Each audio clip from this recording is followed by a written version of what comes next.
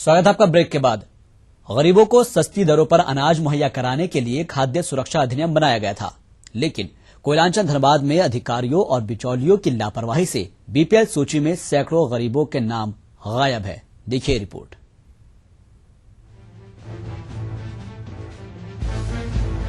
कोयलांचल धनबाद का गांधी रोड पर स्थित है तांतीपाड़ा। खपरेल मकान, तंग गलियां और छोटे छोटे कमरे में गुजर करने वाले लोगों से आप अंदाजा लगा लिए होंगे कि कितनी मुफलसी में इनकी जिंदगी कटती होगी।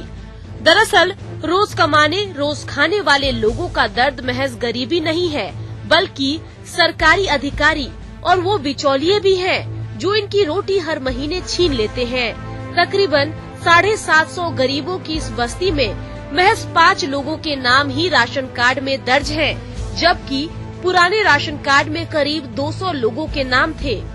पुराना यूनिट में 35 किलो चावल था सर, 2 किलो गेहूं मिला है सर, 3 किलो चावल मिला, 3 लीटर तेल मिला है सर। पुराना वाला में मेरा 9 आदमी का नाम था सर, और इसमें 1 यूनिट का नाम है। पार्षद यही बोल रहे हैं कि आप लोग को नहीं है, आप हमें नहीं किए, जिसको दिए आप वहाँ जाइए, आप पता किए। क्या वोट दिए? हाँ।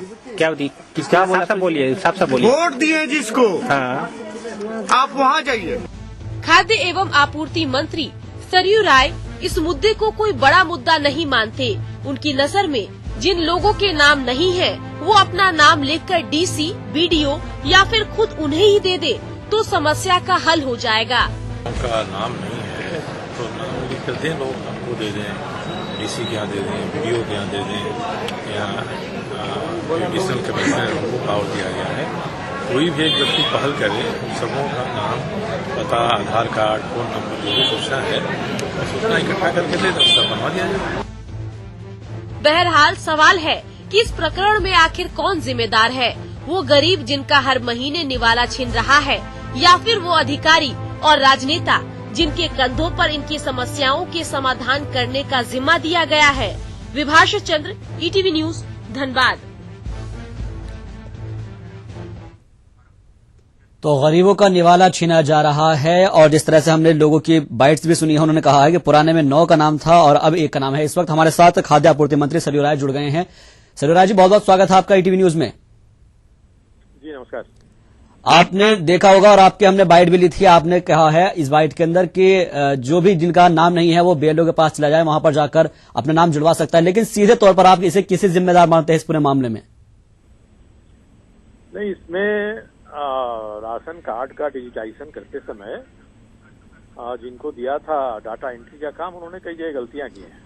हाँ। तो गलतियों को सुधारना विभाग का काम है। इसलिए खास करके जहाँ यहाँ अनुभाजन क्षेत्र है स्पेशल ऑफिसर राशनिंग का, ये धनबाद में, रांची में, जमशेदपुर में, बोकारो में, तो इन लोगों को हमने अपने डायरेक्टर को कल ही निर्देश दिया है कि इन चारों जगहों पर जो गलतियां हुई हैं जी, और सबसे ज्यादा इन्हीं चारों जगहों पर हुई हैं, उसकी आप जांच करिए, रिपोर्ट कर दीजिए और जिम्मेदारी सुनिश्चित करिए जी।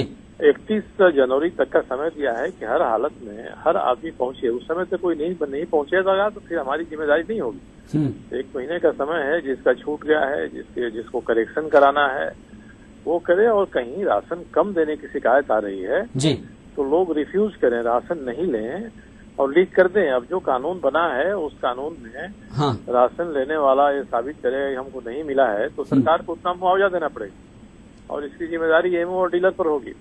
इसलिए जो राशन लेने वाले हैं उनको कम देता है तो इनकार करें, हम कम नहीं लेंगे, पूरा लेंगे। ये लोगों को भी थोड़ा सा खड़ा होना पड़ेगा।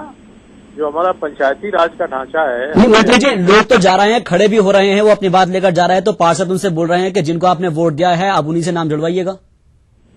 नहीं तो इसके बारे में लिखित शिकायत करें ना, लिखित दें, हमको भेज दें। हम तो कहते हैं एसएमएस पर भेज दीजिए, हमारे व्हाट्सएप पर भेज दीजिए, हमारा मेल नंबर ओपन है, उस पर भेज दीजिए, कहीं भेजिए। अगर कोई कहता है जिसको वोट दिया है तो ये कौन कह रहा होगा? जो जनप्रतिनिधि चुना गया वो कह रहा होगा जी। लेकिन गरीबों को तो इस बात की जानकारी नहीं होगी। अगर हो सकता है आपकी तरफ से एक टोल फ्री नंबर जारी कर दिया जाए तो उम्मीद है कि उनको फायदा पहुंच जाएगा। टोल फ्री नंबर का विज्ञापन दिया हुआ है, उस पर शिकायतें आती हैं, टोल फ्री नंबर पर फोन करें, थोड़ा लोग खड़ा हों अपने अधिकार के लिए। अब तो कानून हो गया ना, ये बिल्कुल एक्ट हो गया, तो इसके तहत लोगों को अधिकार है, अगर उनको राशन नहीं मिलेगा तो उतना पैसा सरकार मुआवजा में उनको देगी। इससे पहले जब आपसे बात हुई थी हमारी, तो उसमें कहा गया था कि कहीं ना कहीं भ्रष्टाचार भी इसमें होता है, और आपने 31 जनवरी तक का उन लोगों को टाइमिंग भी दिया है। अगर मार्केटिंग ऑफिसर्स की बात करें तो कई जगह मिलीभगत की बातें सामने आती है। 22,000 से अधिक राशन दुकानें हैं इस राज्य में। हाँ। और नीचे हमने अपनी शक्तियों को विकेंद्रित करके पंचायती राज संस्थाओं को शक्तियां दे दिया है कि आप जरा निगरानी करिए जी। और इसके बाद भी हमने निर्देश दिया है विभाग को कि एक पीडीएस कंट्रोल ऑर्डर होता है, उस पीडीएस कंट्रोल ऑर्डर को बदलिए और नई परिस्थिति के अनुसार उसको बनाइए ताकि सीधे अंकुश लगाया जा सके। चलिए, उम्मीद करते हैं कि ये सब काम मुमकिन हो जाएगा और लोगों को उनका जो निवाला है वो उनके मुंह तक पहुंच पाएगा। बहुत शुक्रिया हमसे बातचीत करने के लिए, तमाम जानकारी के लिए, और यही उम्मीद करते हैं कि 31 जनवरी तक जो आपने एक डेडलाइन दी है उस तक सब कुछ मुकम्मल तरीके से ठीक ठाक हो जाए। खबरें अभी और भी है, एक छोटा सा ब्रेक, फौरन हाजिर होंगे।